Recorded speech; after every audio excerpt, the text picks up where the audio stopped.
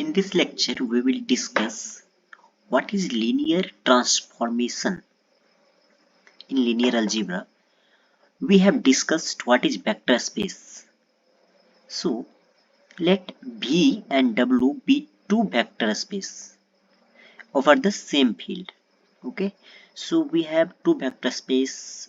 One is V over F and another is W over F.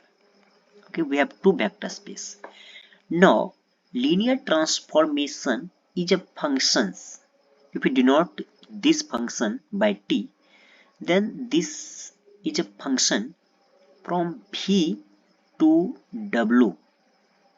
Okay, so if we have a function from v to w and we have named that function as a t, such that some conditions should be met.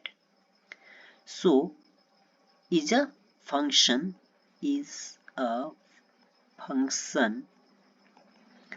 such that for all v1 comma v2 belonging to capital V, t of v1 plus v2, as v1 is a vector from capital V and v2 is a vector from capital V, so their addition will also be a vector in V because V is closed under addition. So image of this vector should be equal to t of v1 plus t of v2. Okay, this should be hold.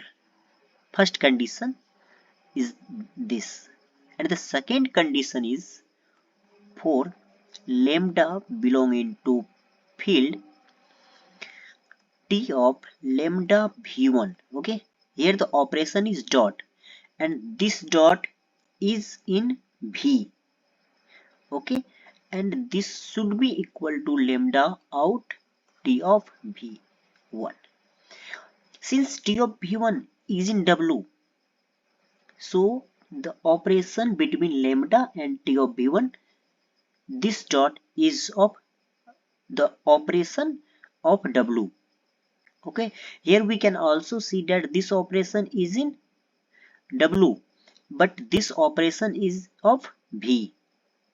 Okay, so for any function to be a linear transformation, we should have two conditions such that for any two vectors t of v1 plus v2 equal to t of v1 plus t of v2 and t of lambda v1 equals to lambda t of v1. Okay, then we say it is a linear transformation. Now we have a property that t of 0 equal to 0 means 0 vector of v vector space is equal to 0 vector of w vector space. We have always image of this 0 vector is the 0 vector of the w.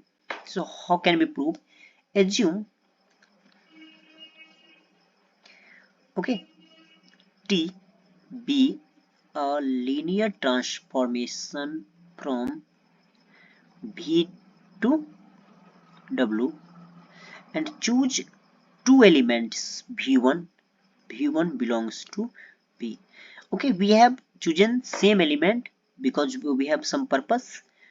So how we can say t of v1 plus minus t of v1 equal to, actually v is a vector from vector space v, so we have negative of that vector with respect to addition because vector space is abelian group with respect to addition, so we have a negative inverse.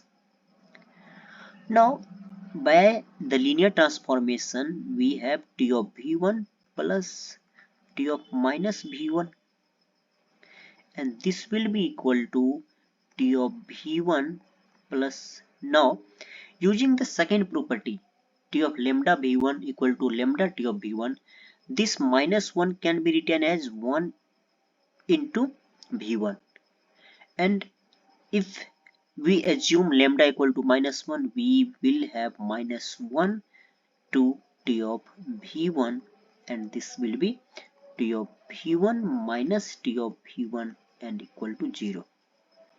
Okay, and we can see that here this v1 plus minus will be minus, so this will be t of 0 equal to 0. Hence we got that t of 0 equal to 0.